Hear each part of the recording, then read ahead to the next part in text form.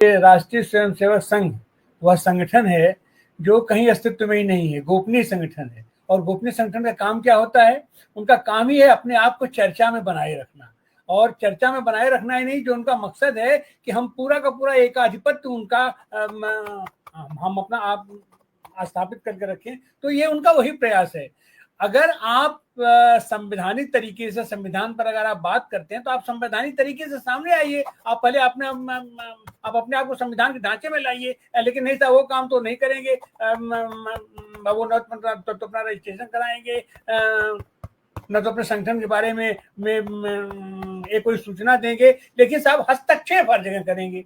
तो ये उनका केवल हस्तक्षेप, और एक तरीके से ये लोग तापमान मापने की कोशिश करते रहते हैं देश की जनमानस का, कि हम जो कुछ भी कह रहे हैं इसमें संभावनाएं कितनी है, जनता कितना रिएक्ट करती है। और उसका तापमान मापते मापते मापते एक समय ये होता है कि अपना जो जब लोहा गर्म रहता है और मौका आता है तो अपना उपद्रव करा देंगे, ये दंगे करा देंगे, और इस तरीके से विभेद पैदा करके वो उनका यह है कि अपने सारे जन संगठनों को इस तरीके से सक्रिय कर देते हैं कि पूरे देश में अराजक माहौल बना के फिर ये हो कि यही तो एक अनुशासित संगठन है, जो कि अपना वैचारिक संगठन है, त्यागी और तपस्वियों का संगठन है, जो देश को चला सकता है। इनका मकसद केवल यही है, इनका मकसद संविधान पर चर्चा करना नहीं है, इनका मकसद सोशलिज्म और इससे कोई मतलब नहीं है। तो इसलिए इससे सावधान रहने की जरूरत है, और आवश्यकता है एक ऐसे मजबूत संगठन की, एक ऐसे मजबूत आंदोलन खड़ा करने की,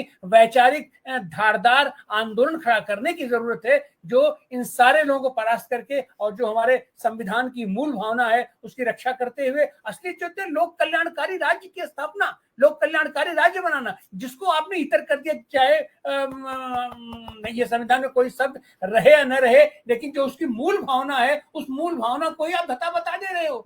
मूल भावना हमारी है लोक कल्याणकारी राज्य। आपने उसको खत्म कर दिया, अपना मुफ्त का देंगे और रेवड़ी बांटेंगे और ना जाने क्या क्या शब्दों का प्रयोग करके जनता को आप अपमानित करने का काम ये नहीं है। जिस तरीके से इनके मंत्री लोग कहते हैं कि हम तो मुफ्त का राशन देते हैं, हम तो तुमको ये पैसा दे रहे हैं, हम वो दे रहे हैं, तो फिर हमारे प्रति लायल बनो। तो इस तरीके की बातों पर प्रतिबंध होना चाहिए। इस तरीके की बातें प्रतिबंधित तभी होगी, इस तरीके की बातें लोग तभी कहना बंद करेंगे जब एक समानांतर तरीके से वैचारिक धारदार संगठन होगा और आंदोलन खड़ा होगा देश में, और उसकी जरूरत है इसमें देश को। जी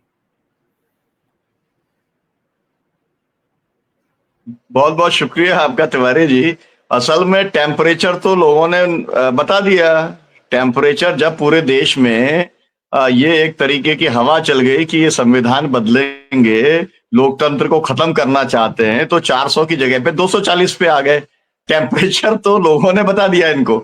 और उसी तरीके से आपको याद है मोहन भागवत जी ने बिहार के चुनाव के पहले एक बार आरक्षण को लेके एक बयान दे दिया था ना, उधर भी टेम्परेचर मालूम पड़ गया था। तो ये जो देश है, और आपको मालूम है इंदिरा गांधी ने अगर इमरजेंसी लगाई थी, है ना, तो उन्होंने भी टेम्परेचर उनको बता दिया था जनता ने। तो जनता जो है वो सब टेम्परेचर बताती रहती है, लेकिन जो लोग एक तानाशाही के सोच के साथ में और एक जैसे थियोक्रेटिक स्टेट जो है धार्मिक आधार पर देश को चलाना चाहते हैं, और पूंजी के आधार पर कॉरपोरेट को पूरे देश को बेच करके कौड़ियों के भाव जो लोग देश चलाना चाहते हैं, उनको इन शब्दों से तकलीफ है। मुझे लगता है कि जनता का मत एकदम इसमें स्पष्ट है। हम इस चर्चा को बहुजन संवाद के अंदर जारी रखेंगे।